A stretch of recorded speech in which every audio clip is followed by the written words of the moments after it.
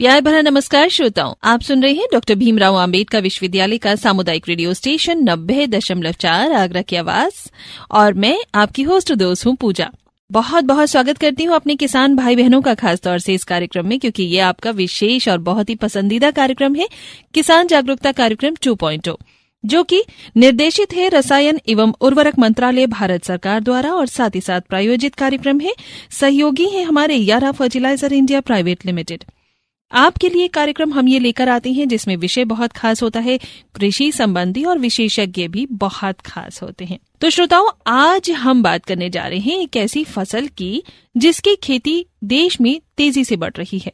जी हाँ, वो है मक्का। लेकिन क्या आप लोग जानते हैं कि केवल एनपीके, ये खाद ही नहीं बल्कि कुछ सूक्ष्म पोषक तत्व मक्के की अच्छी पैदावार और गुणवत्ता के लिए बेहद जरूरी होते हैं। और इसी महत्वपूर्ण बात को परिपूर्ण करने के लिए हमारे कृषि विशेषज्ञ हमारे बीच जुड़ चुके हैं, जिनका हम बहुत बहुत स्वागत करते हैं और आपको उनसे रूबरू कराती हूँ। हमारे साथ फोन लाइन पर एक बार फिर जुड़ चुके हैं श्री शुभम अत्री जी, जो है रीजनल एग्रोनॉमिस्ट यारा फर्टिलाइजर इंडिया प्राइवेट लिमिटेड से। शुभम जी, बहुत बहुत स्वागत आपका आपके ही रेडियो पर। जी, धन्यवाद पूजा जी, और मेरा सभी दर्शकों को नमस्कार। आज का टॉपिक बहुत अच्छा है शुभम जी, और आप तो इतना फील्ड में रहते हैं, आप इतने समय से जुड़े हुए हैं किसान भाइयों से। आज हम बात करने वाले हैं सूक्ष्म पोषक तत्व और मक्का, ये लाभ की है खेती। कैसा रहेगा विषय? बिल्कुल, आज के समय में जैसे मक्के की बुआई का समय आ चुका है, तो किसानों के लिए बहुत फायदेमंद होने वाला है इसकी जानकारी। अगर किसान भाई अच्छे से सुनते हैं और इसको अपने खेती में इम्प्लीमेंट करते हैं तो बहुत बढ़िया उन्हें फायदा मिलेगा।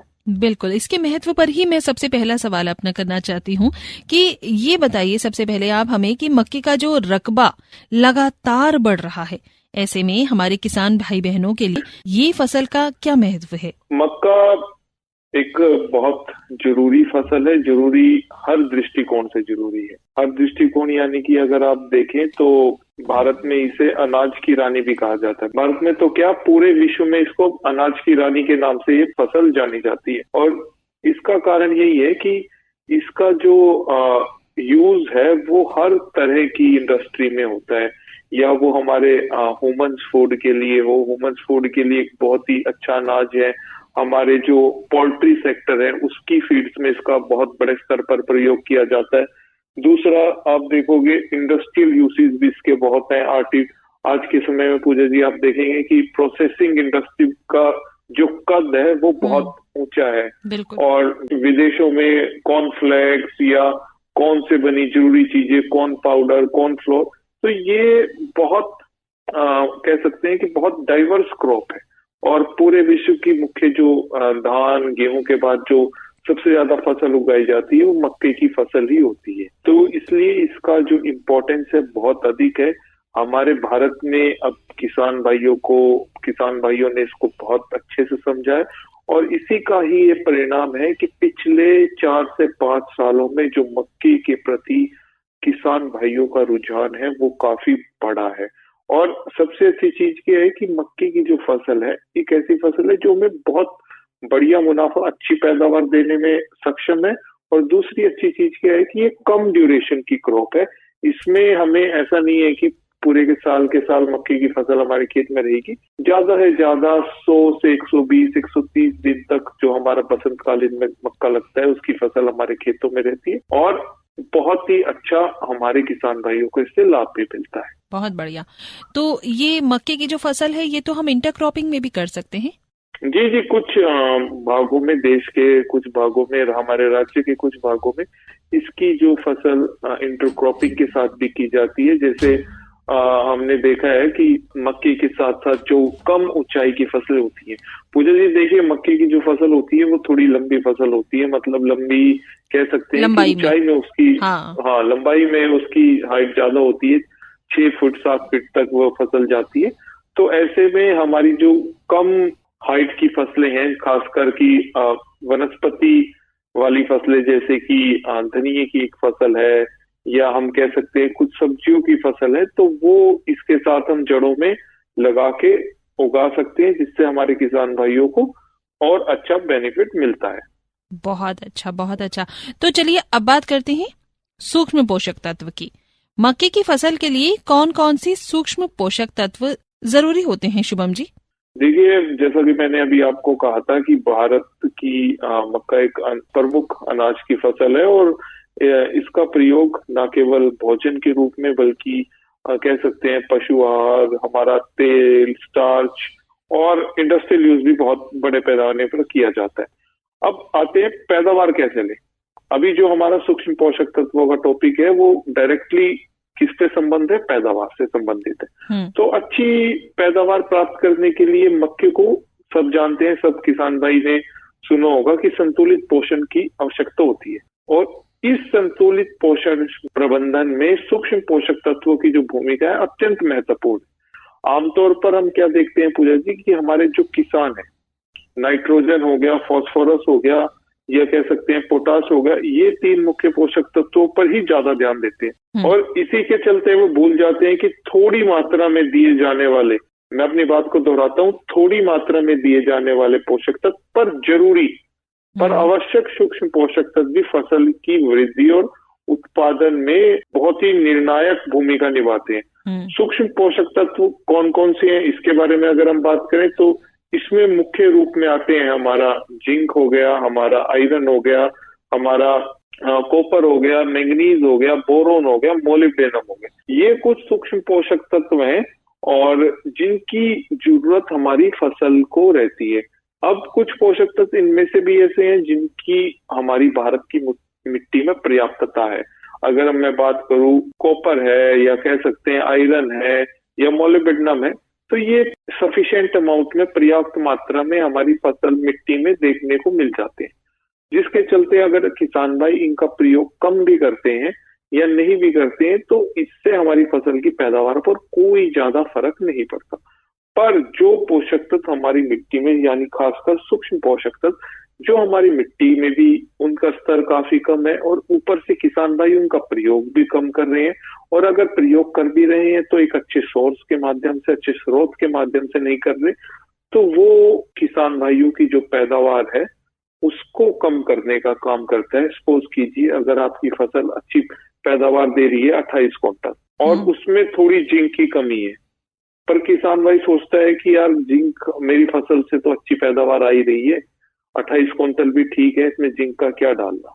पर उसे ये चीज नहीं पता कि अगर वो उसमें 400 रुपए या 500 रुपए प्रति एकड़ की लागत से जिंक का इस्तेमाल करेगा तो वो 28 की 32 क्विंटल 31 क्विंटल की हो जाएगी। तो अब किसानों को हम यही समझाते हैं कि आप 500 रुपए का सूक्ष्म पोषक तत्व आपने इस्तेमाल किया, पैदावार आपकी बड़ी सपोज 3 क्विंटल, अब 1 क्विंटल का आपको बेनिफिट मिला, आज के रेट की बात करें तो लगभग 1600 रुपए प्रति क्विंटल, यानी कि आपने 4800 रुपए कमाए और कितने पैसे खर्च करके? 500 रुपए। तो ये प्रैक्टिकल चीजें अगर हम किसानों को बताते हैं, किसानों को एक्सपीरियंस कराते हैं तो उन्हें बहुत अच्छे से समझ आता है। और अच्छी चीज ये है कि आज जैसे हमारी कंपनीज हैं, हमारे और भी बहुत सहयोगी हैं जो मतलब एग्रीकल्चर फील्ड में काम करते हैं या हम यारा से संबंध रखते हैं, तो यारा हम मक्के के किसानों के साथ किसान गोष्ठियां, डेमो, उनके खेत में अलग अलग ट्रायल्स लगाते हैं जिससे उनको ये समझ आता है और किसान भाई इस चीज को इस्तेमाल कर भी रहे हैं। बहुत अच्छी जानकारी आपने दी। तो ऐसे में किसान अक्सर ये भी पूछते हैं कि खेत में खड़े खड़े हम कैसे पहचाने कि इन तत्वों की कमी है हमारे इस मक्के की खेती में, यानी कि लक्षण कि कहीं ना कहीं कमी हो रही है किसी ना किसी सूक्ष्म पोषक तत्व की। ये किसान भाई, सरल सीधा किसान भाई या बहन कैसे पहचाने? जी, देखिए ये भी बहुत एक अच्छा प्रश्न है और कह सकते हैं कि किसान के काम आने वाला प्रश्न है, क्योंकि हमारी खेती में अगर हम देखें आज भी तो जो हमारे किसान हैं उनका जो एज ग्रुप देखें, एवरेज एज ग्रुप, तो आज भी लगभग 75% जो हमारे किसान हैं वो हमारे 35 वर्ष से लेके 60 वर्ष की आयु के हैं। और उसमें भी अगर हम डिफरेंशिएट करें तो 45 से 60 वर्ष की आयु के किसान का जो शेयर है वो मैक्सिमम है। अब कोई किसान अगर आज के समय में 45 इयर्स का है, 45 साल का है, तो एक अनुमान हम लगा सकते हैं कि वो लगभग पिछले 25 सालों से खेती कर रहा है। और जब उसने खेती करनी स्टार्ट की थी तो उस समय 25 साल पहले कोई कृषि के प्रति इतनी जागरूकता नहीं थी। तो जो बेसिक चीजें हमारे किसान भाइयों को पता होनी चाहिए थी तो वो कहीं ना कहीं उस दौरान उन्हें नहीं दी गई, या कह सकते हैं कि उस समय इतनी अवेयरनेस नहीं थी, जागरूकता नहीं थी, या किसानों का खुद भी ऐसा इंटरेस्ट नहीं था कि वो खेती की तरफ या खेती के जो ये नॉलेज है उसको समझे। क्योंकि खेती अमूमन किसान तभी करता है जब उसके पास विकल्प होते हैं दूसरे काम के, वो बंद हो जाते हैं। अभी तक अगर ये हमारे देखें तो ये एक हार्श ट्रूथ रहा है, बट पिछले कुछ काफी समय से जैसे जैसे गवर्नमेंट ने इस फील्ड में बहुत अच्छा एक काम किया है, हमें काफी हद तक बहुत अच्छी अच्छी स्कीम्स दी हैं। हमारी एग्रीकल्चर इंडस्ट्रियल कंपनी जो है उन्हें इस बात की समझ आई कि भाई किसानों के अगर हम स्तर की बात करें, उनके नॉलेज के ऊपर काम करें, तो हम काफी अच्छा किसान भाइयों को सपोर्ट कर सकते हैं।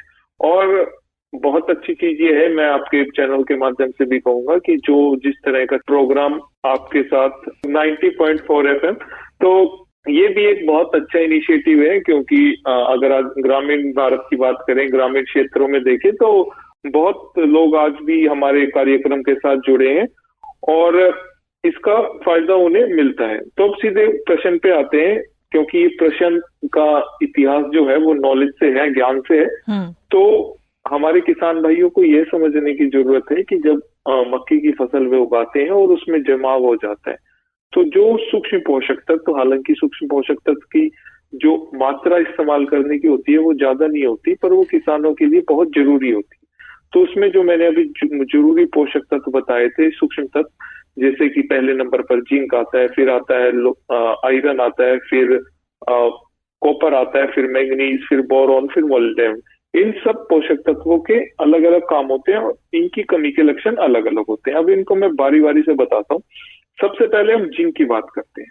तो मक्की की फसल में जब जिंक की कमी आ जाती है, हालांकि ये बहुत नॉर्मल प्रॉब्लम है जिंक की कमी को फसल में देखना, क्योंकि हमारी जो एग्रीकल्चर लैंड है, लगभग 70% हमारी जो एग्रीकल्चर लैंड है इंडिया में, उसमें जिंक की कमी है।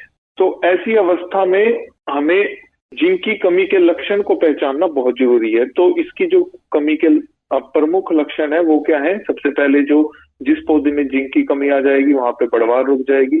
दूसरा, बढ़वार रुक गई तो पत्तियां छोटी रह जाती हैं, उन पर सफेद या पीली धारियां दिखाई देने लगती है। और जिंक से क्या होता है, जिंक का काम क्या है फसल में कि हमारे पौधे के अंदर जो गतिविधियां होती हैं, एंजाइमेटिक एक्टिविटीज होती हैं, अगर इसको साधारण शब्दों में समझे कि हमारे शरीर में जैसे अलग अलग प्रोसेस होते हैं, खाना पचने का, सांस लेने का, तो इसमें जिंक का एक अच्छा काम रहता है और इसकी पर्याप्त मात्रा मक्की की जड़ और तने के विकास के लिए आवश्यक है। तो जिंक के बारे में अभी हमने बात की, जो सबसे जरूरी पोषक तत्व था, माइक्रोन्यूट्रिएंट है, इसकी कमी सबसे ज्यादा देखने को मिलती है।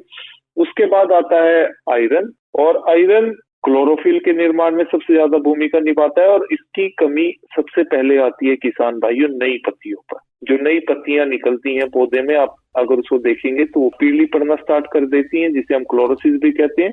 और अगर आयरन का प्रयोग समय पर नहीं किया जाता तो प्रकाश संश्लेषण की जो क्रिया होती है वो प्रभावित होती है और उपज में गिरावट आ जाती है। अब तीसरा जो जरूरी सूक्ष्म पोषक तत्व है वो है मैंगनीज। कई किसान भाई मैंगनीज और मैग्नीशियम में कंफ्यूज भी हो जाते हैं, तो किसान भाइयों मैं मैंगनीज की बात कर रहा हूँ और ये भी मक्के के लिए एक आवश्यक सूक्ष्म पोषक तत्व है। ये दो काम मुख्य करता है, प्रकाश संश्लेषण और नाइट्रोजन जो हम खाद देते हैं उसके मेटाबॉलिज्म को, उसके प्रयोग क्षमता को बढ़ाने पर काम करता है। और इसकी कमी आप कैसे पहचान सकते हैं कि जब पत्तियों पर पीले धब्बे पड़ने लगते हैं और पौधे कमजोर हो जाते हैं। पत्तियों पर पीले पीले धब्बे पड़ने लगेंगे और पौधा कमजोर होने लगेगा, ये इसकी कमी के लक्षण है। अब आ जाते हैं हम तांबे पे। तांबे का जो मुख्य काम रहता है हमारी फसल के अंदर प्रतिरोधक क्षमता को बढ़ाना और प्रोटीन निर्माण को बढ़ाना। तो इसकी कमी से क्या होता है कि पौधे की जो बढ़वार है वो कह सकते हैं कि धीमी हो जाती है और दाने सही रूप से विकसित नहीं हो पाते, यानी कि जो भुट्टा है उसमें दाने कम रह जाते हैं।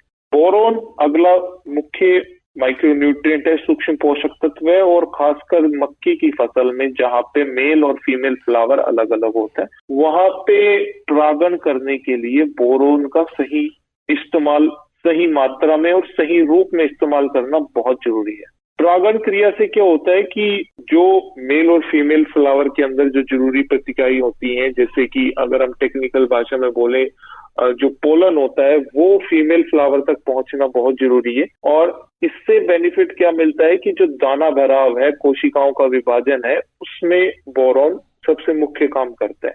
और अगर बोरोन की कमी हमारे मक्के की फसल में रह जाती है तो उससे भुट्टे के अंदर दानों का विकास ठीक से नहीं हो पाता और दानों की संख्या कम रह जाती है। आप लोगों ने देखा होगा बहुत सी जगह जब हम बाजार से भुट्टा खरीदते हैं तो कई भुट्टे ऐसे होते हैं जो पूरे ऊपर से नीचे तक सभी प्रकार उसमें दाने भरे रहते हैं, पर कुछ भुट्टे ऐसे होते हैं जिसमें बीच में स्पेस रह जाता है, यानी कि एक लाइन भुट्टो की है, फिर आप देखेंगे एक लाइन में बीच में 8 दाने गायब है, दूसरी लाइन में बीच में 10 दाने गायब है। और ये समस्या उन लोगों के सामने अभी आती है जो बाजार से भुट्टा खरीदते हैं। यानी कि आप देखेंगे कि भुट्टा जब आप खरीदने जाओगे तो उसके ऊपर एक कवरिंग होती है, तो उससे आप नहीं पता कर सकते कि ये भरा है कि नहीं, पर जब आप उसको घर आके उस भुट्टे को छीलेंगे तो उसमें देखेंगे काफी जगह दाने कम मिलते हैं।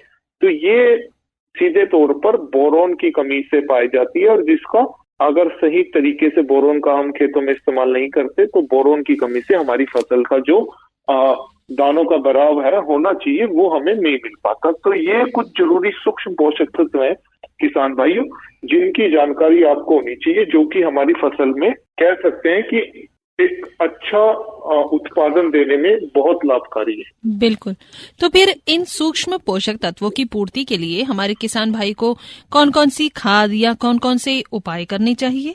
जी जी जी, देखिए हमने बताया कि सूक्ष्म पोषक तत्वों की कमी को कैसे पहचाने, उनका काम क्या है। अब मेन आता है कि जो आपके लिए जरूरी है कि हमारी किसान भाइयों को इनका पूर्ति है वो कैसे करनी है। तो बारी बारी से इसी तरह हम बात करेंगे।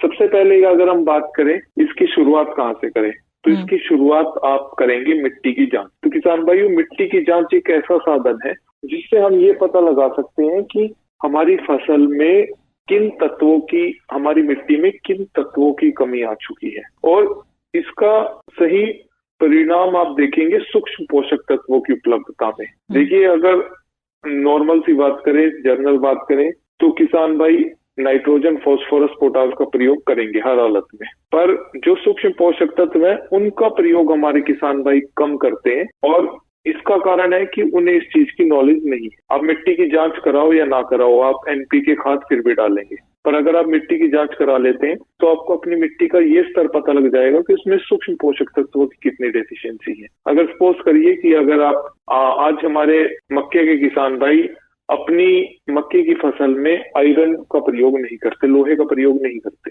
पर अगर कोई भी किसान भाई ये देख लेता है कि मेरी मिट्टी में आयरन की कमी है और वो आयरन के ऊपर थोड़ी सी लागत लगा के आयरन का कोई खाद इस्तेमाल करता है और उसे बहुत अच्छा रिजल्ट मिलता है, तो किसान भाई खुद से प्रभावित होगा कि उसने एक अच्छा स्टेप लिया। तो इसलिए मिट्टी की जांच बहुत जरूरी है। तो मिट्टी की जांच के बाद जब आप देखेंगे कि किन किन जरूरी सूक्ष्म तत्वों की कमी आपकी मिट्टी में है और उनका प्रयोग उनकी पूर्ति आपको करनी है, तो उसके लिए सबसे बढ़िया फर्टिलाइजर क्या है कि पहले तो अगर आपको जिंक का इस्तेमाल करना है, जिंक की पूर्ति करनी है, तो जिंक आप 2 माध्यम से कर सकते हैं। हम रिकमेंड करते हैं कि आप 11 बीटा प्रोकोट जिंक, जो कि 325 से 350 ml को यूरिया के ऊपर कोट करके अपने खेत में बिखेर दें, जिससे कि हमारी फसल उसे अच्छे से अपटेक कर पाएगी, पत्तियों का आकार अच्छा आएगा, पत्तियां चौड़ी होंगी, प्रकाश संश्लेषण की क्रिया बेहतर होगी।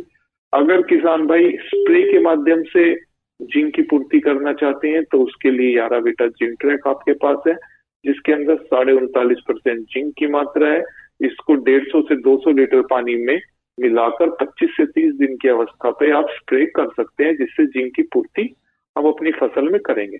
दूसरा जो मुख्य सूक्ष्म पोषक तत्व मैंने आपको किसान भाइयों बताया था, जो कि हमारे मक्के की फसल में दानों के भराव को सीधा प्रभावित करता है, तो उसके लिए 11 बीटा बोट्रेक एक बहुत अच्छी खाद है। 11 बीटा बोट्रेक क्या है कि ये एक बोरोन को देने का एक बहुत अच्छा जरिया है। इसके अंदर 10% बोरोन है और वो भी पूरी की पूरी सोडियम फ्री बोरोन है, बोरोन इथेनोलोमाइन, जो कि हमारी खासकर फसल को पकाने में, दानों के भराने में, दानों के वजन को बढ़ाने में बहुत ज्यादा फायदेमंद होता है। उसके बाद अगर हम मैग्नीज की बात करें, मैग्नीज जो कि एक सूक्ष्म पोषक तत्व है, हालांकि मक्के के किसान भाई इस खाद का प्रयोग अपनी फसल में ज्यादा नहीं करते। ज्यादा क्या, अभी 0.1% ही किसान ऐसे होंगे जो मक्के की फसल में मैंगनीज का प्रयोग करते हैं। पर अगर हम अपनी मिट्टी की जांच कराते हैं और उसमें देखते हैं कि मक्के की फसल में हमारी मक्के की जिस खेत में हम मक्की की फसल उगाने जा रहे हैं और उसमें मैंगनीज की कमी है, तो उसके लिए हमारे पास याराविटा मैंड्रेक है, जो कि एक 26% मैंगनीज कार्बोरेट देने का, हमारे खेतों में मैंगनीज की उपलब्धता कराने का एक बहुत अच्छा स्रोत है। और इसकी भी मात्रा आपको 250 से 300 ml प्रति एकड़ रखनी है। जब हमारी फसल 30 से 35 दिन की हो जाएगी तो इसके स्प्रे के माध्यम से हम इसकी पूर्ति कर देंगे, जिससे कि हमारी फसल में कह सकते हैं कि यूरिया का जो नाइट्रोजन मेटाबॉलिज्म है, प्रोटीन का संश्लेषण है, उसको अच्छी बढ़ोतरी मिलेगी। उसके बाद लोहे की हम बात कर रहे हैं, लोहा आयरन सल्फेट, यानी कि आयरन के लिए जो बेसिक फर्टिलाइजर है आयरन सल्फेट होता है, जिसमें 19% आयरन की मात्रा होती है। उसको भी हम 5 से 6 किलो प्रति एकड़ के हिसाब से इस्तेमाल कर सकते हैं। तो ये मुख्य 4 सूक्ष्म पोषक तत्व है। और इसके बाद अगर आप देखते हैं कि कॉपर की डेफिशिएंसी रह जाती है, तो कॉपर के लिए यानी कि तांबे के लिए कॉपर सल्फेट का आप इस्तेमाल कर सकते हैं, जिसकी मात्रा रहेगी 500 से 600 ग्राम प्रति एकड़। तो ये कुछ जरूरी सूक्ष्म पोषक तत्व हैं और उनके पूरे करने के माध्यम के बारे में मैंने आपको बताया, जिसके थ्रू अगर आप खेत में इन चीजों का इस्तेमाल करते हैं तो बहुत अच्छा आपको रिस्पांस मिलेगा। जी बिल्कुल। आज का विषय ही हमारा बहुत खास है कि सूक्ष्म पोषक तत्व और मक्का, ये है लाभ की खेती। तो शुभम जी, हम ये भी जानना चाहते हैं कि क्या हर तरह की मिट्टी में इन पोषक तत्वों का अवशोषण समान ही होता है? जी जी जी बिल्कुल, ये एक ज्वलनशील मुद्दा है जिसको आपने आज उजागर किया हमारे बीच में। क्या सभी कह सकते हैं, जो प्रश्न था आपका, सभी प्रकार की मिट्टी में इन पोषक तत्व का अवशोषण सामान्य होता है? बिल्कुल नहीं होता। हर मिट्टी का एक अलग स्वभाव होता है और जो हमारा एक मुख्य उद्देश्य है जिसमें हम सब मिलकर काम कर रहे हैं कि कैसे अपनी मिट्टी की गुणवत्ता, कैसे हम मिट्टी की जो स्वास्थ्य है उसको बरकरार रखें। अभी पिछले ही टॉपिक में कह सकते हैं या पिछले महीने हमारे आदरणीय प्रधानमंत्री जी ने भी एक वीडियो मैसेज के माध्यम से संदेश दिया था कि जो उर्वरकों का इस्तेमाल हम लगातार असंतुलित मात्रा में कर रहे हैं, उससे हमारी फसल का जो हमारी मिट्टी का स्वास्थ्य है वो बहुत प्रभावित हो गया है। और जिसके चलते आज हम जो खाद इस्तेमाल करते हैं, जो लागत हमारे किसान भाई मेहनत के से कमाए हुए पैसे लगाते हैं खेतों में फसल को उगाने में, उसका उन्हें अच्छा रिस्पॉन्स नहीं मिल पाता। और उसका कारण क्या होता है कि हमारी जो मिट्टी का जो स्वास्थ्य है वो कहीं ना कहीं खराब हो चुका है।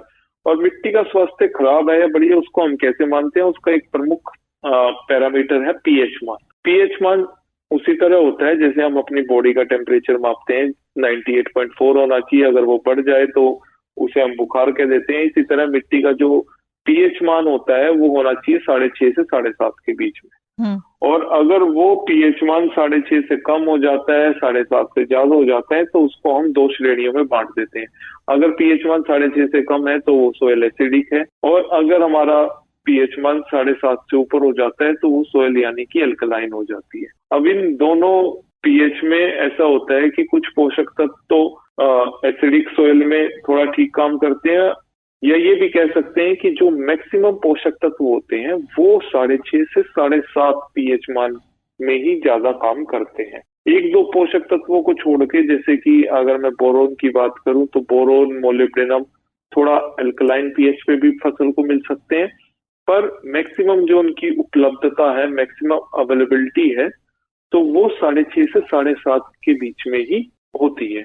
तो अगर हमारी मिट्टी का पीएच मान पहले से ही 7.5 को पार कर चुका है, 8 को पार कर चुका है, और उसमें हम नीचे और खादों का इस्तेमाल करते हैं जो हमारे पीएच मान को और बढ़ा रहे हैं, तो उससे हमें और हमारी फसल को, हमारे किसान भाइयों को और उनकी फसल को खास लाभ नहीं मिलेगा, वो हमारी मिट्टी को और प्रभावित करेगी।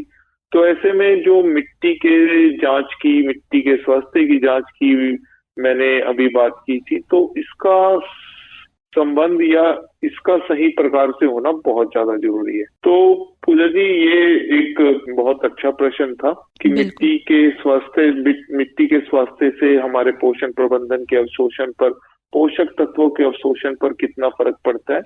तो ये चीज हमारे लिए जाननी जरूरी थी कि 6.5 से 7.5 का जो पीएच मान होता है वो मिट्टी के लिए बेस्ट होता है, किसी भी फसल उगाने के लिए बेस्ट होता है। मैक्सिमम जो पोषक तत्व है उसी रेंज में उपलब्ध रहते हैं, जिससे कि हमारी फसल भी लगातार उन पोषक तत्वों को अपटेक करती रहती है। बिल्कुल।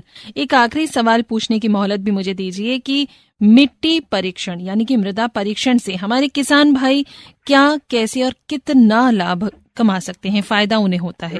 जी जी, देखिए मिट्टी की जांच एक हमारा वन टाइम बेनिफिट ऑफर की तरह होता है। अगर हमारे किसान भाई 3 साल में एक बार मिट्टी की जांच कराते हैं तो उन्हें अपनी मिट्टी की सही जानकारी, सही उसका जो स्वास्थ्य का चार्ट है वो उपलब्ध हो जाता है। तो किसान भाइयों को हर साल हर सीजन में इसकी जांच करानी बहुत ज्यादा जरूरी नहीं है। तो 3 साल में एक बार ही वो जांच करा सकते हैं, और एक बार ही जांच कराएंगे तो उन्हें अपनी फसल का एक जो चार्ट है वो प्राप्त हो जाएगा, जिससे कि वो आगे की रणनीति तैयार कर सकते हैं कि उन्हें अपनी आने वाली, जैसे मक्की की जरूरत है, मक्की की फसल में मैंने अभी सूक्ष्म पोषक तत्वों के बारे में बताया, जिंक, आयरन, फेरस और मैग्नीज, इन सब के बारे में बताया। पर अगर आपके पास मिट्टी की रिपोर्ट है और आप देखेंगे कि आपकी फसल में फेरस भी ऑप्टिमम है, मतलब संतुलित मात्रा में है, मैग्नीज भी संतुलित मात्रा में है, तो वो किसान भाई के लिए एक बेनिफिट होगा कि हाँ भाई मेरी मिट्टी में तो ये पोषक तत्व पहले से ही है, तो मैं इसके ऊपर क्यों लागत लगाऊं, तो वो नहीं लगाएगा।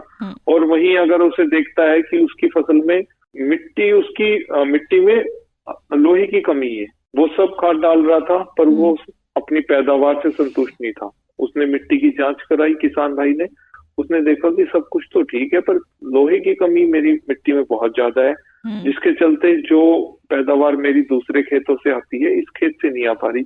अगले साल उसने क्या किया, अपने पोषण प्रबंधन में लोहे को भी शामिल कर दिया, आयरन तो उसने आयरन को भी शामिल किया। 5 से 6 किलो जो एक रिकमेंडेड डोज है वो इस्तेमाल की, तो उसने देखा कि उससे तो बहुत अच्छा फर्क आया, 2 से 3 क्विंटल की उसकी पैदावार बढ़ी। तो इस तरह से किसान भाइयों के लिए हर पोषक तत्व अलग अलग फायदे पहुंचा सकते हैं। ठीक हो जाइए। बिल्कुल बिल्कुल, बहुत अच्छी जानकारी आज आपने हमारे साथ साझा की है।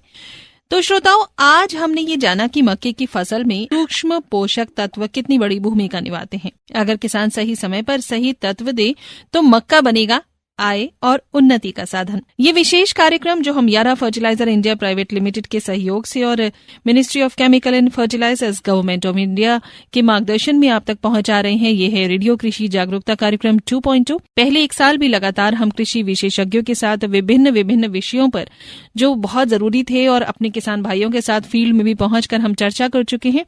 पुनः ये 1 वर्ष के लिए आपके साथ कार्यक्रम है, इसका बहुत लाभ उठाइए। इसे हर मंगलवार और शुक्रवार रेडियो की फ्रीक्वेंसी 90.4 आगरा की आवाज पर जरूर सुनिए, ठीक 12 बजे। पुनः प्रसारण ठीक अगले दिन 12 बजे आप सुन सकते हैं। और हमारे YouTube पेज पर जो है 90.4 आगरा की आवाज पर आप सभी विशेषज्ञ और विषयों को सुन भी सकते हैं, अपने सुझाव भी साझा कर सकते हैं और अपनी बात भी रख सकते हैं कि आप आगे क्या जानना सुनना चाहते हैं। आज के कार्यक्रम में हमारे साथ जुड़े श्री शुभम अत्री जी, जो है रीजनल एग्रोनॉमिस्ट यारा फर्टिलाइजर इंडिया प्राइवेट लिमिटेड से। उम्मीद करती हूँ कि आपकी द्वारा दी गई जानकारियां हमारे किसान भाइयों के लिए बहुत ही फायदेमंद होंगी, लगातार होती हैं, क्योंकि आप वाकई में एक्सपर्ट हैं, आप कृषि विशेषज्ञ हैं, आप बहुत सालों से किसान भाइयों के बीच में जुड़े रहे हैं। चलते चलते हमारे किसान भाइयों को कोई संदेश देना चाहेंगे? संदेश पूजा जी यही है कि आप जो भी अपनी फसल में या कोई अपने खेत में फसल उगाते हैं तो कोशिश करिए कि ज्यादा से ज्यादा जानकारी उसकी इकट्ठी करें, उसको अपनी डायरी में लिखें, अपनी फसल का सही कैलकुलेशन करें, बुआई से लेकर लास्ट तक कितना खर्च आपको आ रहा है, कितना उससे प्रॉफिट आ रहा है, जिससे कि आगे की रणनीति आप अच्छे से बना पाएंगे। बहुत बढ़िया, बहुत बढ़िया। Shubham ji, thank you so much for being with us. आप दोबारा जुड़े और बहुत अच्छी जानकारियां हमारे साथ साझा की हैं, बहुत बहुत शुक्रिया। नमस्कार जी, थैंक यू। तो इसी उम्मीद के साथ कि आपसे फिर होगी मुलाकात एक और बहुत अच्छे विशेषज्ञ और विषय के साथ। आप सुनते ही रहिए ये डॉक्टर भीमराव अंबेडकर विश्वविद्यालय का सामुदायिक रेडियो स्टेशन 90.4 आगरा की आवाज, क्योंकि यहाँ पर मिलती है आपको बहुत सही सही जानकारियां, वो भी सीधे विशेषज्ञों के साथ। फिर मुलाकात होगी, तब तक पूजा को दीजिए इजाजत। नमस्कार।